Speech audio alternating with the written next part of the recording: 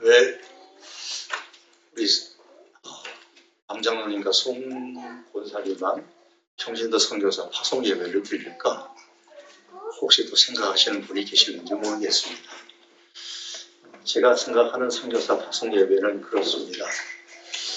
우리 교회가 인정하는 공인된 선교단체에서 훈련을 받으셔야 되고, 그 선교단체에서 합격하셔야 됩니다.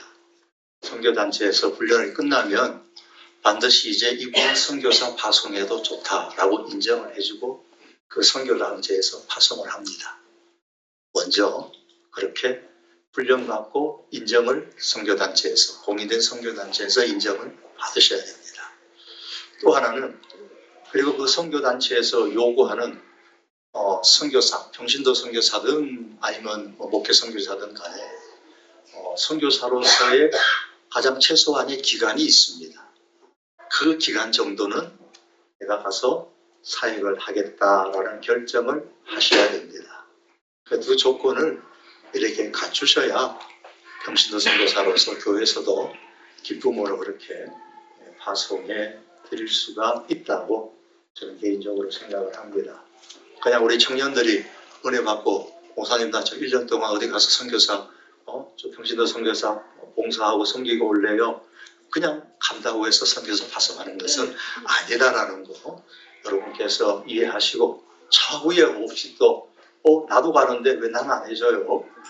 이렇게 오해하지 않으시기를 바랍니다. 그래서 평신도 선교사로서의 파송을 받기를 원하시면 제가 방금 말씀드렸던 이런 과정들을 꼭 거치고 증명을 해 주셔야 됩니다. 우리 방장로님과 송문사님은 두 분 다 이렇게 공인된 선교단체에서 선교훈련을 받으셨고 거기서 인정을 받으셨고 합격을 하셨고 거기서 파송을 받으셨기 때문에, 그리고 그 선교단체에서 요구하는 가장 최소한의 선교의 기간을 채우시겠다고 이렇게 말씀을 하셨기 때문에 이렇게 선교사로서 파송 예배를 가진다는 거 오해 없이 여러분들이 먼저 그렇게 인식해 주셨으면 좋겠습니다. 사람의 인생은 인생관이 만듭니다. 과거에 안병욱이라는 교수는 천상천하의 유일무이한 생명을 가지고 오직 한 번뿐인 인생을 살 때에 어떤 인생관을 가지고 살아야만 승리하는 인생, 보람 있는 인생, 성공하는 인생, 행복한 인생, 영광된 인생을 살 수 있는가, 이것처럼 중요한 문제는 없다라는 말을 한 적이 있습니다. 어떤 인생관을 가지고 사느냐에 따라서 그 사람의 인생의 내용과 방향과 그 모든 질이 좌우된다는 말이지요.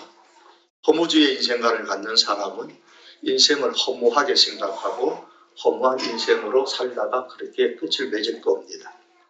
이상주의의 실현을 위해서 살아가는 사람은 성실하고 진지하게 인생을 살아갈 것이죠. 향락주의적인 인생을 갖는 사람은 오직 굴라방처럼 향락을 쫓는데 자기의 모든 재화와 힘을 쏟으며 향락을 즐기며 인생을 살아갈 것입니다. 우리는 저마다 자기의 인생관을 가지고 살아갑니다. 건강한 인생관도 있고 병들고 태폐한 타락한 인생관도 있습니다. 나의 인생관이 바로 나의 인생을 지배하게 되는 것입니다. 각자의 인생은 그가 갖고 있는 인생관의 차이입니다. 그러므로 올바른 인생관을 갖고 살아가는 것은 우리의 삶에 있어서 대단히 중요한 문제입니다. 기원전 6세기 그리스의 유명한 수학자고 철학자였던 피타고라스는 이런 말을 했습니다. 이 세상에서 제일 중요한 일이 무엇이냐? 인생을 어떻게 살아야 하느냐, 그것을 가르쳐주는 일이다 라고 했습니다. 그런 의미에서 우리 교회학교 선생님들은 위대한 일을 하고 계십니다. 긍정적인 마음을 가지고 힘써주시기를 바랍니다. 그럼 그리스도인은 어떤 인생관을 가지고 살아야 할까요? 선교적 인생관을 가지고 살아야 됩니다. 왜냐?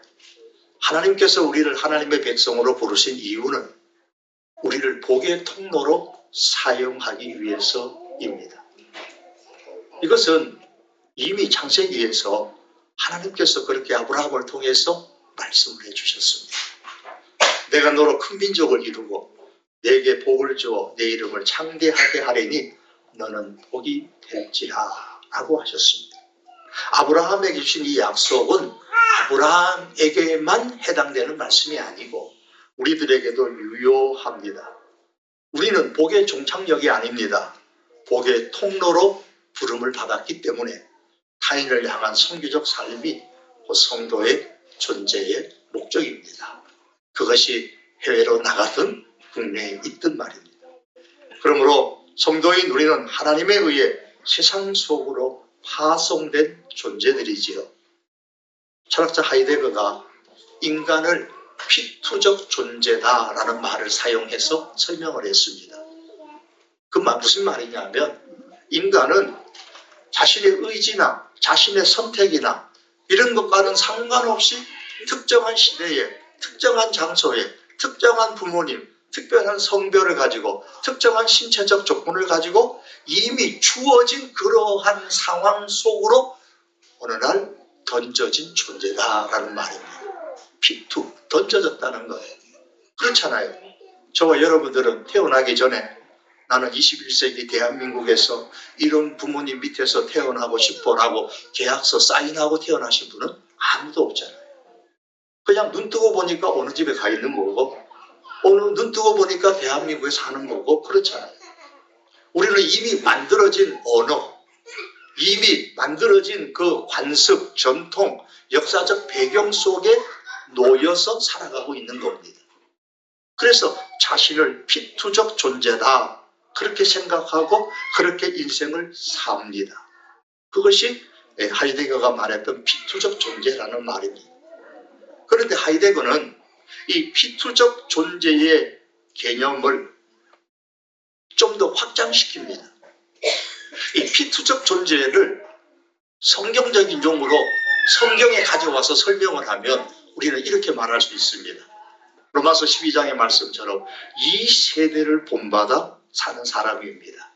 그래, 나는 이 세상에 지금 이런 환경에서 이런 나라에서 이런 부모 밑에서 태어났어. 그러니 나는 그냥 이렇게 살아갈 거야 라고 생각하고 그렇게 살아가면 피투적 존재로 사는 거예요. 하지만 하이데거는 피투적 존재라는 말만 한 것이 아니고 그 피투적 존재를 넘어서 기투적 존재로 살아야 된다. 기투적 존재가 되어야 된다라는 말을 했습니다. 이 기투적 존재라는 말은 내 삶 살아가는 이 피투적 존재로서 살아가는 삶 가운데 어느 날 내가 뭔가를 깨닫고 그곳에 자기 자신을 던지는 존재로 살아가는 겁니다. 내 자신을 그곳에 던지며 살아가는 거예요. 여러분, 그럼 우리 성도는 어디에 우리 자신을 던지며 살아가야 합니까? 예수님은 인간 존재에 대해서 이렇게 말씀하셨어요. 요한복음 20장 21절에서 예수께서 또 이르시되 너희에게 평강이 있을지어다 아버지께서 나를 보내신 것 같이 나도 너희를 보내노라. 예수님이 하나님으로부터 이 땅에 보내심을 받은 것처럼 우리 역시도 하나님으로부터 각자의 삶의 현장으로 보냄을 받은 존재다라고 하셨습니다. 이 말은 예수님은 성도들에게 하나님의 보냄을 받은 존재로서의 삶을 살라고 말씀하신 거예요. 이것을 살아가는 과정 속에 어느 날 신앙생활하는 속에 어느 날 내가 깨닫게 되고 맞아, 하나님이 나를 세상에 보내셔서 그러니까 나는 그곳에 내 인생을 남은 인생을 던져서 살아갈 거야. 그렇게 결정을 하고 살아간다면 하이데거의 말로 표현하면 기투적 존재로 살아가는 것입니다. 여러분, 우리는 우리가 선택하지 않은 환경에 던져진 존재이지만 하나님은 그 환경을 통해서 저와 여러분들을 부르셨습니다. 그리고 이제 성교적 인생관을 가지고 복의 통로로 보냄을 받은 자의 성교적 삶을 살라 이렇게 우리에게 말씀하십니다. 오늘 우리는 평신도 선교사로 파송하는 예배를 드립니다. 평생에 우리 성도교회에 집사로 섬기다가 장로로 섬기시다가 또 집사로 섬기시다가 혼사로 우리 헌신에 오신 우리 두 분 내외가 이제 그 모든 지금까지 익숙한 그 직분과 익숙한 경험과 익숙한 삶을 내려놓고 평신도 선교사라는 낯설고도 영광스러운 길을 향해 첫 발을 이제 내딛습니다. 물론 얼마 전에 사전에 여러 가지 탑사를 하고 오셨지만요. 그러나 그분이 오늘 평신도 선교사로서 파송을 받는 것은 하루아침에 결단한 것이 아니라 선교적 인생관을 가지고 오래전부터 지금까지의 삶을 살아왔기 때문에 오늘의 결단을 하고 실천할 수 있었으리라고 저는 그렇게 생각을 합니다. 평신도 선교사로 떠날 때에, 그리고 이 땅에서 우리가 또한 평신도 선교사적 선교적 삶을 살아갈 때에 먼저 내려놓아야 할 것이 있습니다. 오늘 성경은 우리에게 말씀하기를 직분의 안주와 과거의 성취를 내려놓아야 한다고 말씀합니다. 12절 상반절입니다. 내가 이미 얻었다 함도 아니요 온전히 이루었다 함도 아니라. 선교적 인생관은 이제 다 얻었다는 생각으로 사는 삶이 아닙니다. 온전히 이루었다라는 생각으로 사는 삶도 아닙니다. 지난 세월 동안 얻은 것이 있습니다. 그러나 다 얻지는 못했습니다. 지난 세월 동안 이룬 것이 있습니다. 그러나 온전히 다 이룬 것은 아닙니다. 이것을 존 칼빈이 했던 말로 다시 표현하면 그리스도인의 삶은 결코 정지 상태에 머물러 있어서는 안 된다 그 말입니다. 장로와 권사의 직분을 갖고 섬기며 얻은 것이 있습니다. 이룬 것도 많습니다. 그러나 다 얻은 것은 아니고 다 이룬 것은 아닙니다. 왜냐하면 장로와 권사의 직분은 신앙의 종착역이 아니기 때문입니다. 혹 어떤 분들은 중직에 오르면은 내가 이제 할 만큼 했다는 영적 안일감에 빠지며 내가 종착역에 왔다고 생각할 수도 있지만 크게 오해하는 것입니다. 오늘 바울은 고백합니다. 내가 이미 얻었다 함도 아니요 온전히 이루었다 함도 아니라. 이 말은 과거에 난 얻은 것이 없어 라는 말도 아닙니다. 이룬 것이 없다는 말도 아니에요. 오늘 빌립보서 3장 앞절에 1절에서부터 쭉 그 이하의 말씀을 8절까지 쭉 읽어보면 바울이 과거에 얻은 게 많이 있어요. 이룬 것도 많이 있어요. 하지만 과거에 얻은 것, 이룬 것을 내려놓겠다라는 말입니다. 우리 성도들 중에서 선교적 삶을 살아가면서 작년에 이룬 것도 있을 것이고 재작년에 얻은 것도 있을 거예요. 하지만 올해를 살아갈 때는 그 모든 것을 내려놓고 다시 출발한다는 신앙의 인식을 가지고 살아야 하는 것입니다. 평신도 선교사로 떠나는 이 시점에서 가장 먼저 내려놓아야 할 것은 경험과 또한 우리의 교만입니다. 수십 년간 사회에서 교회에서 쌓아온 사역의 노하우도 있고 직분자로서 많은 여러 가지 경험하고 익힌 것들이 있습니다. 그 모든 권세들을 다 내려놓고 다시금 복음 앞에 초심자로서 겸손하게 살아가는 것, 겸손하게 사역하는 것이 필요합니다. 우리는 작년의 것을 가지고 올해를 살아가는 것이 아니라 작년의 것을 다시 내려놓고 올해를 시작하면서 다시 겸손한 자세로 주님 붙들고 의지하며 살아가는 것이 또한 선교적 삶에 있어서 내려놓는 삶의 아주 중요한 자세입니다. 마틴 루이스 존스 목사는 과거의 실패뿐만 아니라 과거의 성공조차도 우리를 현재에 묶어두는 족쇄가 될 수 있다 그래요. 나는 과거에 이렇게 실패했는데 올해도 과연 할 수 있을까? 나는 과거에 이만큼 성공했는데 올해도 더 잘할 수 있겠지? 이것이 우리의 족쇄가 된다는 겁니다. 한국 땅에서 성도 교회에서 이만큼 내가 주님을 섬겼으니 이 경험이, 이 사회적 모든 활동이 내가 선교제에 가서 잘 성공하여서 사용할 수 있겠지? 이것이 족쇄가 될 수 있다는 겁니다. 선교지를 떠나기 전에 교회를 위해 헌신했던 눈물과 땀과 그 화려했던 사역과 경험의 기억들을 뒤로 하고 내려놓아야 합니다. 그리고 선교사에게 주시는 새로운 은혜를 날마다 사모할 수 있기를 바랍니다. 우리 선교적 삶을 살아가는 우리들 역시 마찬가지입니다. 어제의 승리에 우리가 취하게 되면 오늘의 은혜를 담을 그릇이 부족해집니다. 오늘의 그릇에 어제의 승리의 모든 것을 담아버리면, 어제의 실패의 모든 아픈 상처를 담아버리면 그 그릇에 오늘의 무엇을 담을 수가 있겠습니까?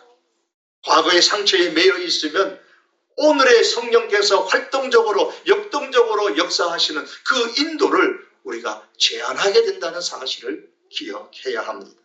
사도 바울이 뒤에 있는 것은 잊어버린다고 했을 때에 그것은 그가 과거는 내가 기억 상실에 걸린다는 말이 아니라 모든 영향력으로부터 내가 자유한다라는 말입니다. 내려놓는 은혜가, 내려놓는 자세가 먼저 있어야 됩니다.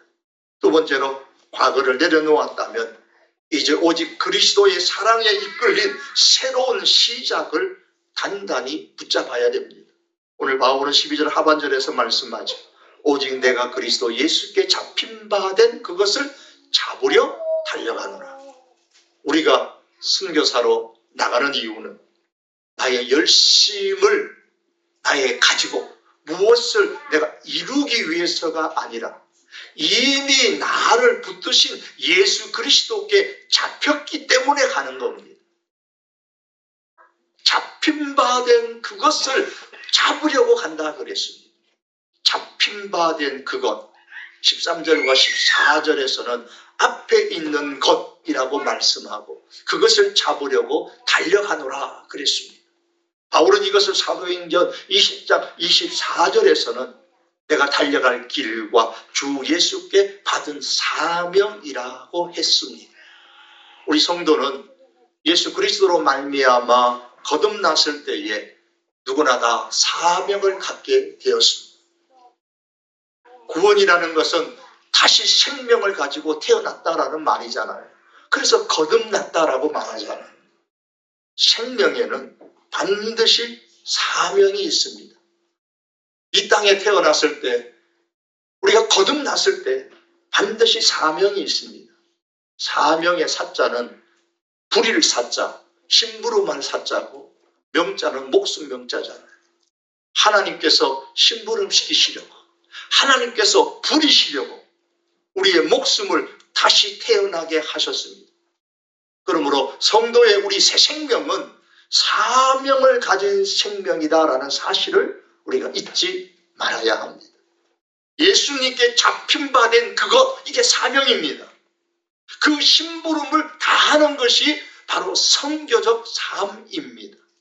이것을 이루기 위해 어떤 사람은 열심히 공부하고, 이것을 이루기 위해서 어떤 사람은 대학이 필요하고, 어떤 사람은 직장이 필요하고, 어떤 사람에게는 결혼이 필요하고, 어떤 사람에게는 독신이 필요하고 한 겁니다.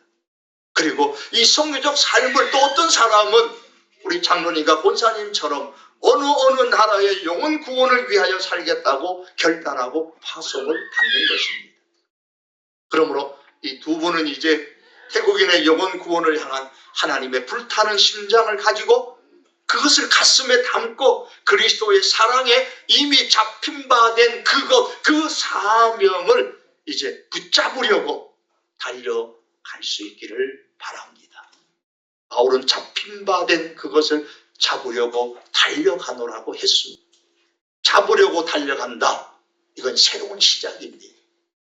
예수님 안에서 예수님께서 나를 붙드신 그 목적을 이루기 위해 새로운 시작을 하는 것입니다. 오직 그리스도의 사랑에 이끌린 새로운 시작을 단단히 붙잡을 수 있기를 바랍니다. 세 번째로 마지막, 표대를 향하여 달려가노라 그랬습니다. 이것은 마지막 부르심의 상을 주목하는 겁니다. 선교적 삶에는 반드시 주목해야 할 것이 있고 하나님께서 주시는 상이 있습니다. 본문 14절에 바울은 위에서 부르신 부름의 상을 위하여 달려가노라 라고 선포합니다. 에이, 뭐 상 받으려고? 아닙니다. 바울은 위에서 부르신 부름의 상이 있는데 그 상을 위해서 내가 달려갔다고 했습니다. 인생의 후반전에 직장에서 은퇴하시고 편안히 쉴 것을 고민할 이 시기에 선교의 길을 택하신 것은 세상적인 관점으로 보면 어떤 사람은 무모한 일이라고 생각하는 사람들도 있을런지 모릅니다. 그러나 진정한 신앙의 사람은 이 땅의 안락함보다 하나님 나라, 하나님께서 예비하신 그 영원한 상을 주목하며 살아갑니다. 표대는 명확합니다. 오직 예수 그리스도입니다. 그분이 가라 하시는 곳에 발을 내디딜 때 하늘의 위로와 하늘의 상이 우리 장로님과 권사님의 남은 생애를 덮게 될 줄로 믿습니다. 이제 말씀을 맺겠습니다. 이제 장로님으로서 권사님으로서의 그 모든 직분, 그리고 그동안 교회 안에서 사회에서 가졌던 그 모든 경험들을 내세우고자 하는 그 모든 것들 내려놓고 선교사다, 그리스도의 대사다라는 이 참으로 아름답고 거룩한 이름을 입으시고 뒤에 있는 것 잊어버리고 앞에 있는 복음의 지경을 향해 새롭게 시작하는 마음을 가지고 출발할 수 있기를 바랍니다. 우리 주 예수님께서 두 분의 발걸음마다 함께 하시고 앞서서 또한 행하실 것입니다. 직분을 누려놓되 사명을 더 깊게 더 단단하게 붙들 수 있기를 원합니다. 선교제세의 이 모든 장로로서 섬겼던 그 세월은 겸손의 밑거름이 될 수 있을 줄 믿습니다. 두 분의 삶에 하나님께서 큰 상으로 가득 채워주시기를 축복합니다.